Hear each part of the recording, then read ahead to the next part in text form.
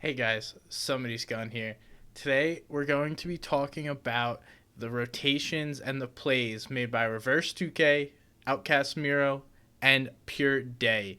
These guys have been trioing together, have done really well, and we went back and watched one of their best days of scrims. They placed outside of the top 10 just once, and also won 2 games out of, I believe, 8 that were taken seriously. So these guys absolutely killed it. We're going to talk about some rotations they make, the plays, the coordination, and their positioning to show you guys how the meta is developing around trios, because these guys clearly seem to be able to play at the highest level and do so consistently. So let's check it out.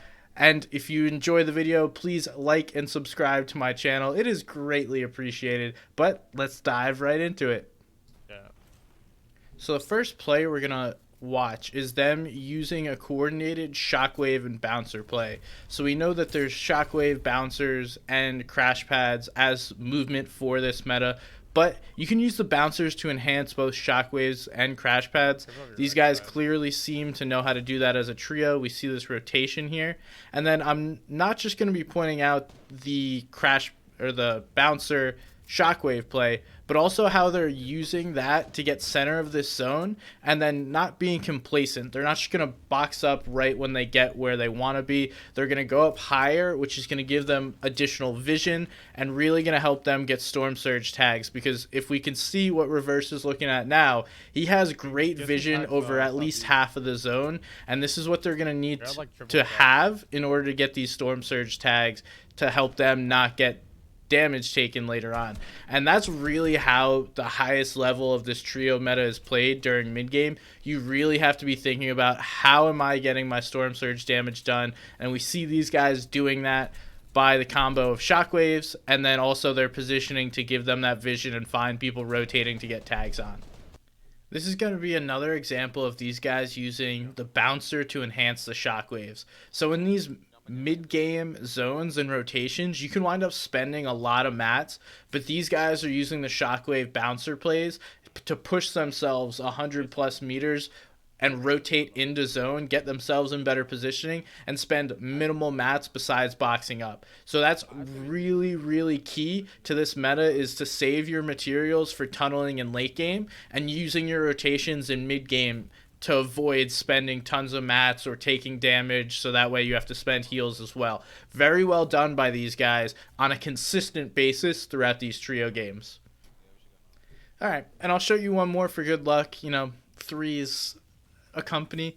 These guys use the shockwave bouncer play once again, and it doesn't work out perfectly for them, but they're not going to get held trying to rotate into the zone, and it's a much freer rotation, plus they get hell of a lot better positioning, because they would have gotten stuck on the edge and spent so many mats getting in, not to mention any potential heals.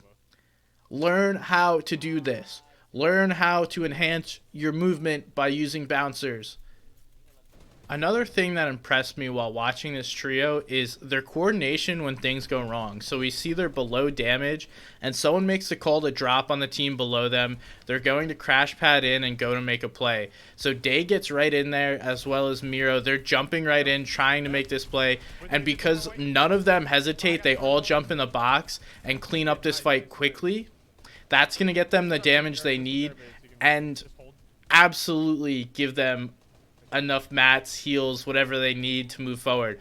But display could have gone really poorly if we have someone like Reverse simply continue to spray here. If he waits, 10-15 seconds, tries to get a few more tags instead of following his teammates right away as they go down, that could be the difference between life and death for this trio. So the coordination, the comms, the team play is really what strived to make this play successful and what helps them during these mid-game fights. And we'll see them do this again throughout these scrims here. Another play we're going to watch here is this play for height. So it is absolutely not how they planned it, but works out super well. So they all get crash padded in different directions, but it actually winds up working out, because we'll see Reverse draw the attention of the high ground using his crash pads. He cracks 2 of them, and now all focus from height is on these guys. Reverse did this with no mat, simply just bouncing up on a trampoline and popping these guys. This allows Mero to make a flopper play behind the height team, and then because they're weak, he is able to absolutely just dominate those guys and now take height. So it was taking the attention away by Reverse and cracking and weakening those players, and then Mero doing a similar play on the backside, but all the attention from the height team was to heal and watch out for Reverse bouncing in front of them. This coordinated height play, even though it may have been shambles, worked out super well for them, and is the reason why they go on to win this game. This play is going to show you the importance not to panic. So in a moving zone, the 9th zone, Reverse is able to pick up his teammate Deyy, and not only is he able to pick him up, but they're able to coordinate a height play and take it over. So I really like this play in this meta, to use shockwaves to take height and then support yourselves by throwing down a porta-fort. So that's exactly what happens here. If we go back and watch this, we're going to see both players shockwave up, and then Deyy throws down a porta-fort to support the height take. It does kind of knock Reverse out of the way, but now they're supported on their height play and hold it fairly easily. Unfortunately, Deyy is very low on materials, which doesn't allow them to take full advantage of this, but this is a play that you guys can replicate and use during tournaments and scrims, whatever it may be that you're playing. Another piece of their endgame play that I want to talk about is the ability of these guys to consistently get front side of zone or find themselves on the left or right sides of these moving zones. What that does is put you in a much safer position, because most people tend to gravitate towards the middle of zones. If you can get the front side or the left or right side, that's going to give you freer rotations as well as save you materials. These guys stay on the front edge of zone and consistently put themselves in positions to succeed. We see Reverse here going a little further in than he needs to, and his teammates are sticking with him. That's one thing that makes a great trio in endgame, is the ability to consistently play together in your tunnel, in your tarps, feed each other the mats, the heals, the ammo, whatever it needs to be, as well as assist and support your teammates when things go wrong. These guys do a very good job of it, and we'll continue to see these rotations that they make and the clean plays. They're going to run out of mats, so here's an important time to understand what your plays are. We see his teammates are feeding him more mats, and then now it's time to make a refresh. They identify a solo all by himself, and then all push in. Clean refresh by these guys, and a great play to help them continue this game. It's all about pushing to the next placement threshold or to the next potential elim, refresh, whatever it may be, and the coordination here by these guys to continue and just push on during these end games. Little nice refresh here by Reverse2k. Not exactly what you'd expect. Somebody just hopping in your box, and then it kind of goes to chaos here. So we know that these three all played incredibly during the solo meta. All these guys played so well during solos, and this is kind of what we're gonna see here. It goes from a perfectly planned organization to now we're gonna play solos and everyone do your thing, then we'll get back together when possible. So we see them kind of go off, do their own thing. Now they get back together.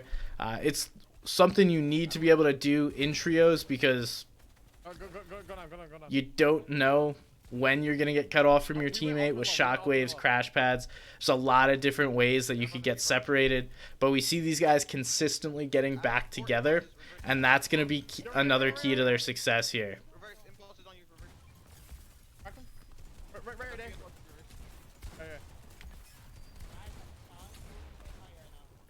Yo, we can take. I have shockwaves. Oh, there's a whole trio on my box. See, sometimes things go wrong, but if you're consistently pushing yourself towards the end of these games, more times than not, you're going to wind up coming out in great positions, whether it be top 3, top 5, or even winning games. These guys clearly show the ability to win games, still have shockwaves. and make it into endgame time and time again. Just another play and more consistency from these guys, the coordinated shockwave play. Here's another coordinated height play by this trio. They're going to all jump into separate boxes, use shockwaves, and take high ground. Unfortunately, Reverse goes down. He's kind of the sacrifice of the successful high ground play, but his teammates Deyy and Mero take high ground. And one thing that you can do while trying to shockwave up with your teammates is identify what height is connected to. So if you can shockwave through their builds and completely break it out while you're taking height, that's going to make your height play even more successful. These guys are able to do that. We see Mero and Deyy on the high ground here. They're going to hold height, have the materials to do so this time. And now we're just chilling. Even though they've lost Reverse, this game is going to cruise for them because unless teams have shockwaves or different kinds of power weapons to make plays for height, you can really just chill on height if you have the materials and the ammo to put effective pressure on. And we'll see these guys do this. So what do I mean by effective pressure? I talk about it a lot. It's identifying second height, teams that have, shockwaves, crash pads, a full trio remaining. Those are going to be the people that you want to put pressure onto, so that way they're more focused on protecting themselves instead of actually making a play. Because if you think about it from your perspective, if you're just tunneling, thinking about making a height play, and then someone continuously is shooting you from up above, you're probably going to rethink that height play because now you're focused on just simply protecting yourself. So that is my advice to anyone looking to play height and also hold it, is just put pressure on, especially when you have tons of ammo. You have the ammo in your inventory, go ahead and use it. People are rarely going to look up and try and pressure you, and when they do, make sure you communicate that with your teammates to quickly dissuade them from taking that height play and then pushing yourself forward to win this game. We'll watch this play out here, but these guys play this clinically. Mero just beaming players. Deyy up above doing the same thing. These guys are playing really well. And this is the consistency that we saw from them. So time and time again, making it to endgame, making plays for high ground, and then finishing top 5, winning games. That's what's going to win you tournaments, and that is what's going to potentially win you FNCS, is that consistency to make endgame, make plays for a high ground, or if you're a low ground player, I've seen teams such as Booga Chap and Jamper, I believe, play on low ground and do so successfully. There's different strategies. You can play different layers. These guys just happen to like to play high ground, and it works out for them.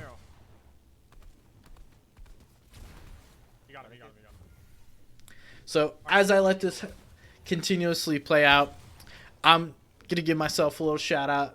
And make sure you go check these guys out on social media. I'm sure you guys follow most of them.